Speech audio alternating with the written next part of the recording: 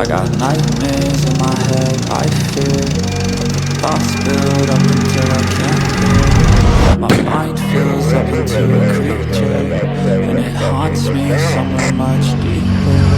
I got nightmares in my head, I fear the thoughts build up until I can't hear. That my mind fills up into a creature, and it haunts me somewhere much deeper. Hello and a warm welcome to True Crime Rocket Science, the most authentic voice in true crime. We're about 2/3 through Knox's 2,922 word email. It's almost 3,000 words. I can tell you as a magazine journalist, the average article is about 1,000 words, and this is 3 times that length. It was sent to her friends and family early on the morning of November 4th, a Sunday. Now, it might seem as though it was 2 days after the incident, but really it was just 1 day later, because it was sent at 3:24 a.m., basically, as I say, a day after Meredith's murder. And she starts off writing, I unlocked the door and I'm going to tell this really slowly to get everything right, so just have patience with me. Now, once again, I want you to pay attention to the incredible level of detail in this particular version of events, this statement, compared to the very wishy-washy, iffy 4-page letter written from prison. Again, barely 24 hours after the incident, even Knox is sort of countering the questions and issues she seems to be imagining rightly her audience might have. She's kind of saying to them, before she even starts, just have patience with me, I'm going to try and get everything right. The result is a very long, questionable and unsatisfying explanation which one would imagine any investigator would have to have a great deal of patience going through. But remember, this wasn't the only statement. This is one of 4 or 5 statements.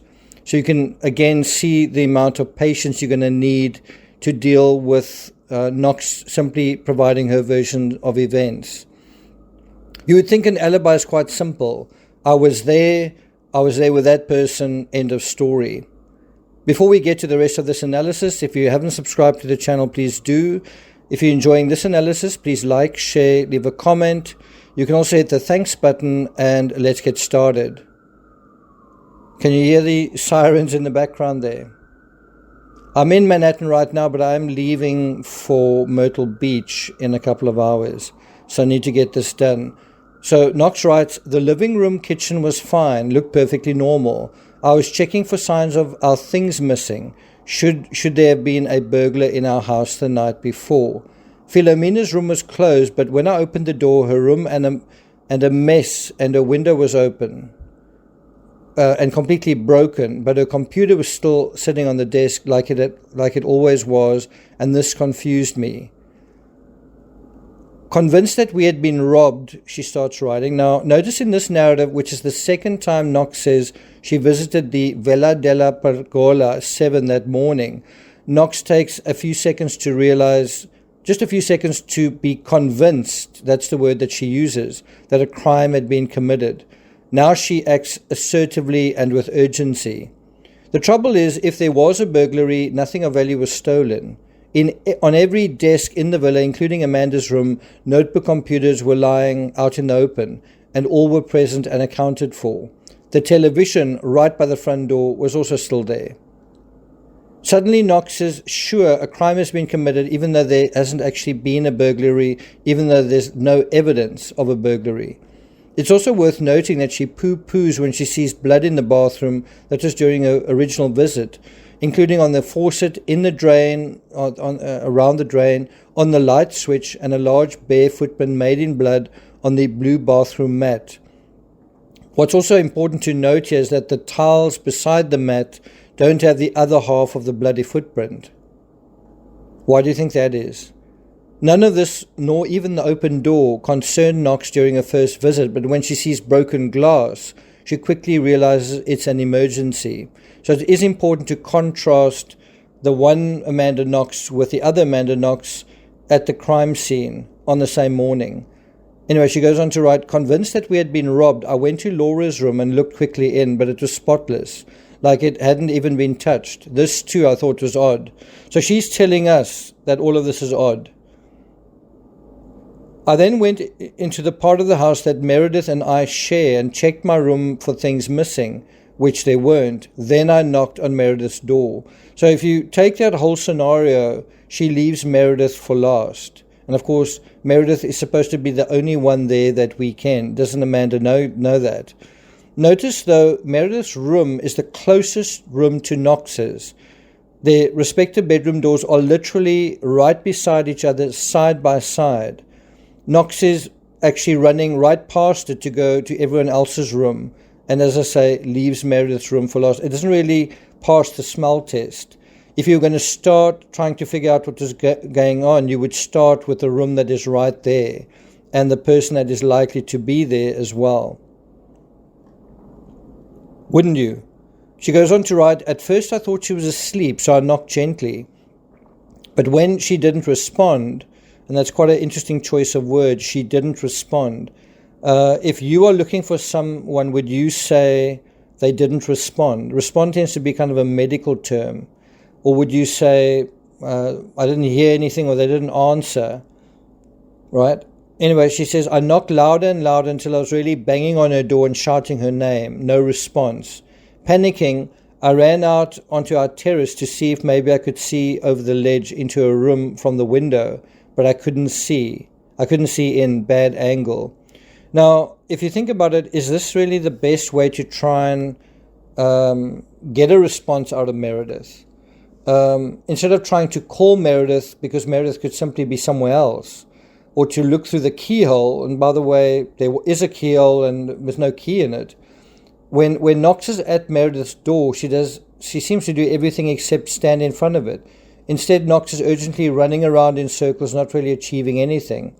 But as the focus returns to Meredith, and we know Meredith was there, and we know that she was murdered, and we know by that time Knox did as well when she wrote this. In her telling of the story, she presents it as that she didn't know. Except at this point, when it's clear something has happened to Meredith, she very quickly seems to discover signs of someone else in the house. And so it's at this point she writes, I then went into the bathroom where I dried my hair, and I looked really quickly into the toilet. Now, if you just think about that, the going into Meredith's room and then going to the bathroom, well, there's a bathroom right next to her door. The bathroom she's talking about is in the far end of the house, so why would she go there? She says, in my panic, I thought I hadn't seen anything there, which to me meant whoever was in my house had been there when I'd been there.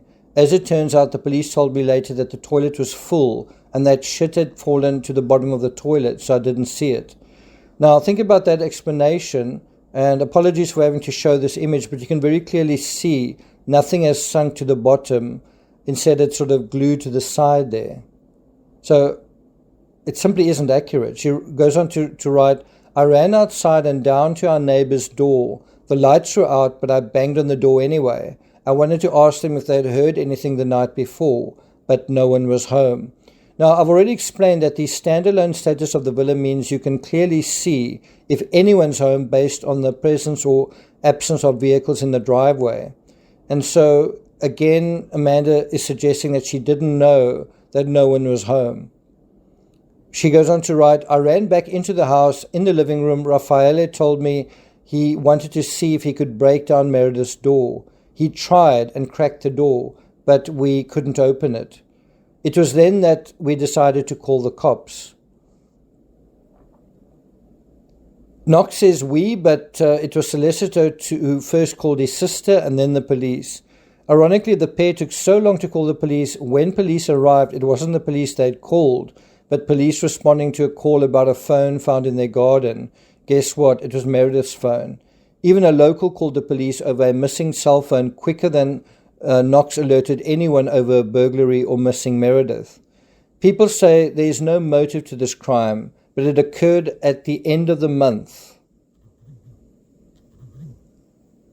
when rent was due. This part's important. And there was an allegation that 250 euros, about 177 pounds, some sources put that amount at about $300, of Kirch's money had been stolen. And so according to The Guardian, a row over missing money could have led to the murder of British student Meredith Kircher, Italian police said, after studying cash machine withdrawals she made before her death.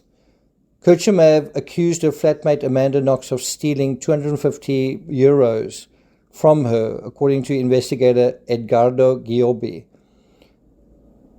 In the same article, which is titled Robbery Linked to Italy Killing, it says Kircher usually withdrew around 30 a time from cash points, and I think that means €30, but took out 250 2 days before her death, most likely to pay her rent. And this is according to Giobbi, a member of the Rome's Serious Crime Squad assisting the Perugia investigators. Her landlord did not receive Meredith's money, and there is no trace of it, although Amanda Knox was carrying 215, not 250, 215, when she was taken into custody. In the days immediately following Meredith's murder, before Meredith's body had been released for burial, Rudy Gaudet claimed Meredith went to her room and opened a drawer. When he says to her room, he means, I think, Amanda Knox's room. She saw that money was missing. In other words, Meredith saw that money was missing. She then went into Amanda's room to see if it was there. That's his version of events. Also, the last call made from Kircher's phone at 10:13 p.m. was to her bank. The director of a local bank, Paoli Fazi, testified that €20 or $28 had been withdrawn from Meredith Kircher's account on November 2nd, the day her body was found. The only way this was possible was if someone had gotten Meredith to reveal her PIN number to them. And that would only have happened likely under duress. So there was a burglary after all. Thank you for listening, and I'll see you guys next time.